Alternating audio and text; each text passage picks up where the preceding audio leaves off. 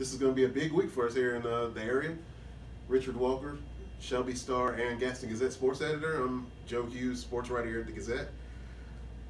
Looking back at week 7 and now week 8. Good grief, it's flying by.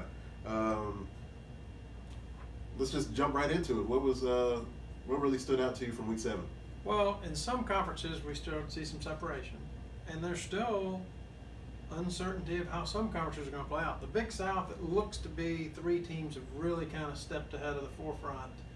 Maybe Asheboro, even though they lost last week and they've got Crest coming up, it'd be challenging for them. Yeah. But clearly, Huss, Kings Mountain, and Crest, which was the way the preseason came out, they're starting to percolate at the top of the league, and the first of those matchups comes this week. And then you've got other leagues where it's hard to know what, for instance, in the South Fork 2A, how many people could have foreseen Maiden being 0-2 with losses to Bandy's in West Lincoln?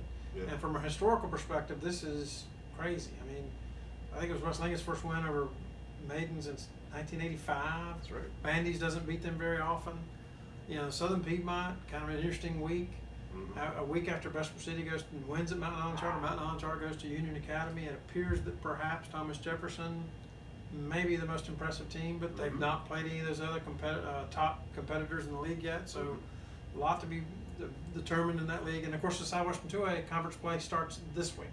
So, there's an element of everything's brand new for that conference, but in the other leagues, you're starting to see the league races shape up one way or another through a couple of weeks or 3 weeks in some cases of conference play. Yeah, and you spoke of South Fork 2A. East Lincoln's really got it rolling. West Lincoln, they've been about as impressive as anybody. I don't think they've given up really more than 14 points all year. North Lincoln is 2-0 in the conference as well.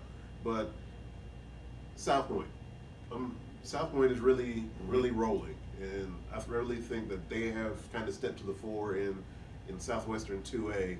Although East Rutherford is undefeated, they have proven to give up points. We've also seen that Shelby can give up points as well, but they have also looked like they've kind of turned things around. Well, and the old Southwestern Conference, of which as a child living in Boiling Springs, I grew up watching.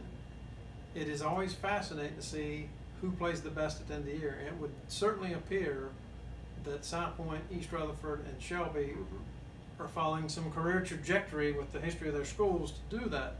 And it's fascinating. I remember talking to Lance Ware, the Shelby coach, after they beat Kings Mountain about what a difference a win will make.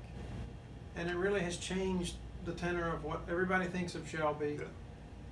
Mount Pleasant was no easy bid, and they took care of it. I mean, that was an easy win for Shelby, or an easier than expected win for Shelby, I guess. Because I think, they had high regard for them. They played them in the playoffs. They've now beat them all five times they've played, but a couple of those playoff games have been real challenges for the Golden Lions, and they managed to take care of business in that one. So here we are at the start of Southwestern 2A play, and the big 3, as we thought, head into the year. I mean, I don't know that we completely got what East Rutherford was going to be about, and we're going to find out certainly more about them. But South Point and Shelby, when that league was formed, you got 2 powers from the 2 counties that we cover the most, and they're living up to billing. Right. And speaking of that kind of Cleveland County, Gaston County deal, the big game and the only one really that everyone is talking about is the clash is going to be in Kings Mountain. Huss at Kings Mountain. You have basically the unstoppable force and the immovable object. You'll be there. Kind of preview that one. That's an interesting game to me. It leads us to, we're talking about the 3 matchups. You got Huss goes to Kings Mountain this week. You'll be at Crest at Hunter Huss the following week, and then the season will end with Crest at Kings Mountain. Those 3 games should pretty well tell us where things are going. Asheboro certainly can have a chance to make some noise. They go to Asheboro to Crest this week. But if you look at those 3 super teams as we thought coming into the season, it's fascinating. I mean, Huss is looking for the second 7-0 start in the history of the school. Yeah. I mean, it's going to be tough challenge for Kings Mountain to beat them. But think about it, a year ago, in the last couple of years, you could make the argument that Kings Mountain's the only team that really manhandled Huss. And they beat them 38-13 at Huss last year. Right. Granted, there were turnovers, mistakes, some of the things that have cropped up when Huss has had their struggles. But, you know, I would think if you're Hunter Huss, this is kind of a chip on your shoulder type game, because a year ago they're the only team that really kind of took it to you. I mean, you know, Huss lost some games, but Kings Mountain was a team that really kind of mashed them on their own home field, and I'm sure that Huss feels like they've got something to get back on them. And if you're Kings Mountain, you got to feel real good about how quickly they bounced back from that disappointing loss to Shelby. Right. For the second straight year, a disappointing loss to Shelby. Right. I kind of look at the magic number of 21. I think Huss has only given up at most 20 points this year. The least amount of points that Kings Mountain has scored is 23. Mm-hmm. If Huss can keep that game under 21, I like their chances. Well, I also think the big play here is both teams are blessed to have veteran quarterbacks. Mm-hmm. Even as a veteran quarterback, you're trying to make plays. Sometimes a guy deflects a pass.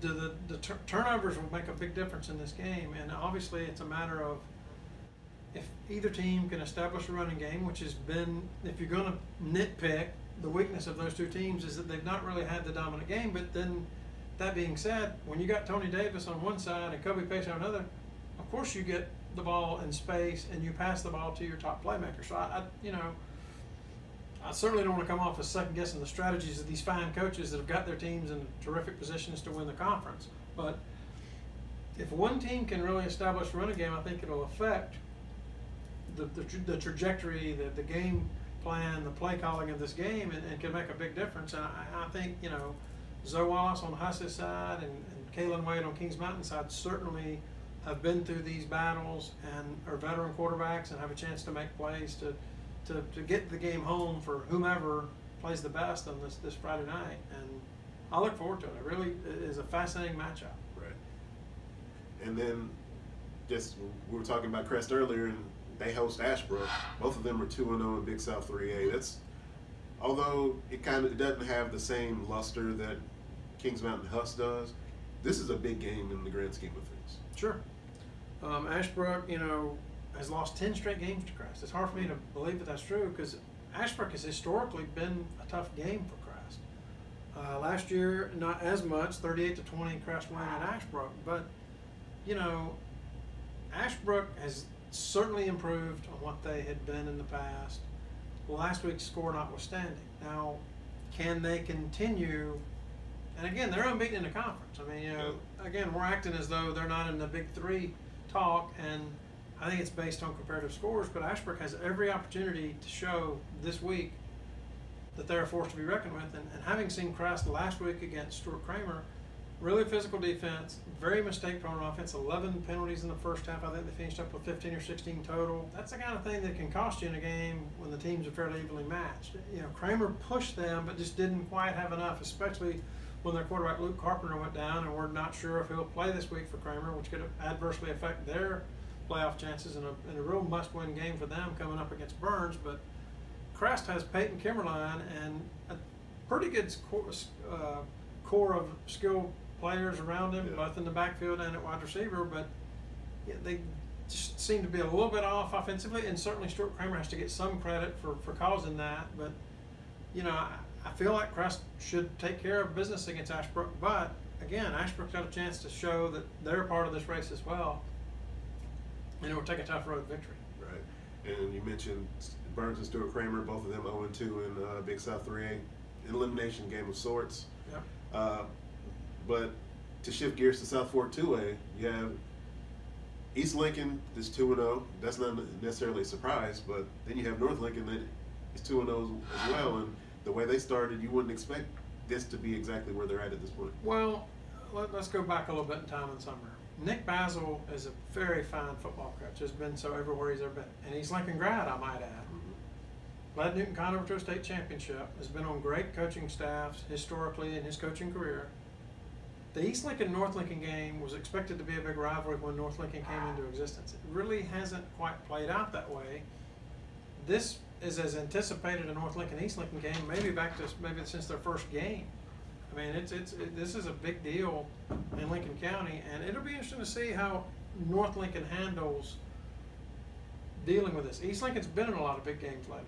can North Lincoln kind of join them? And North Lincoln certainly has talented arsenal. I think East Lincoln probably favored their home field advantage, but this is a chance for North Lincoln to show that some of these early season shows of improvement aren't a fluke, and that they're in a real strong position to compete for a league title that very few of us thought was possible when the year started.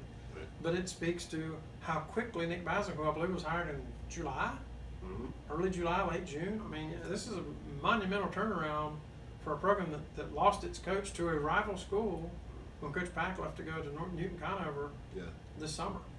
And it's going to come down to how North Lincoln defends the pass. They've shown that they can stop the run. They're very stout against the run.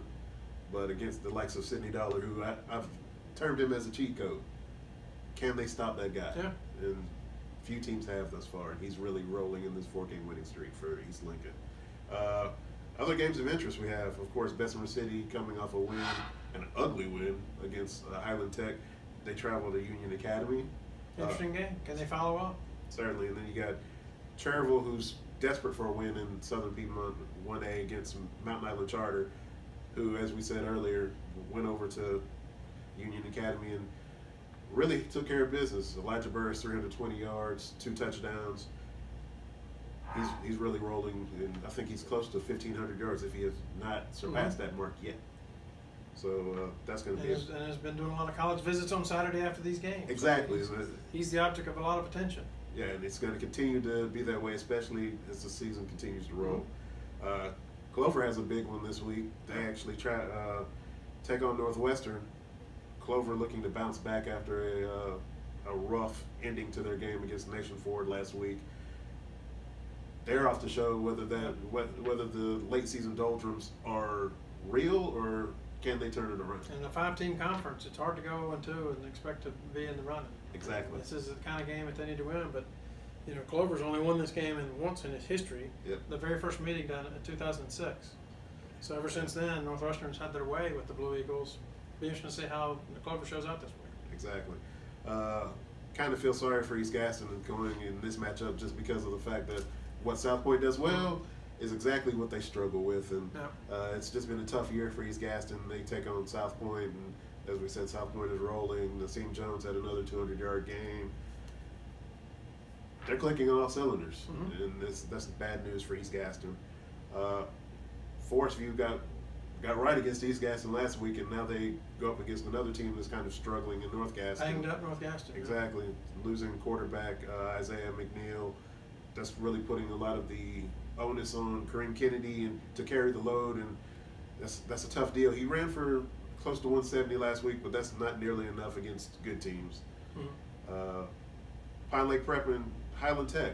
If this is a game for Highland Tech to really get off the mat in conference play, this is it. They've won 1 conference game in the history of the school. They beat Pine Lake Prep in 2013. Can history repeat itself this week? This is the week to really do it.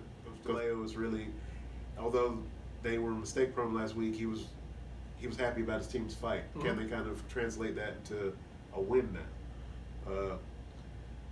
Another team struggling, Lincolnton, they go to a hot Bandy's team. Yep. And Bandy's, I can't even recall the score, but it was ugly last week against whoever they played. Bandy's hasn't won this game since 2004. It's been a challenge for Lincolnton so far this year, very un-Lincolnton-like. Can they get it turned around? Right. You have Chase and Shelby. They opening up conference play over there in Southwestern 2A. One of the weirdest stats ever. Shelby 50-0-1 all time against Chase. I don't know that there's another rivalry in the state that's been played that many times. And think about it. Chase has had all these NFL guys and still have struggled to beat Shelby, which is a tribute to how good Shelby's program has been, and maybe kind of the star-crossed nature of Chase. When Chase has been real good, Shelby's been even better. And of course, Newton Conover at West Lincoln. That's a big game for both of those. Sure. Because 1-1 in conference, both of them. If both of them, they can really kind of certify their playoff positioning. And Newton Conover 24-3 all time against West Lincoln, but West Lincoln won in 2003, 2013, and 2016. And this West Lincoln team, you know, this side of a missed extra point against North Lincoln, they have had their way this year in a way that I don't know even they could have expected. I mean, maybe the guys in that locker room have been the confident ones, and all of us so-called experts have been the unfortunate ones to not see this coming down the track. But West Lincoln certainly one of the best years they've ever had.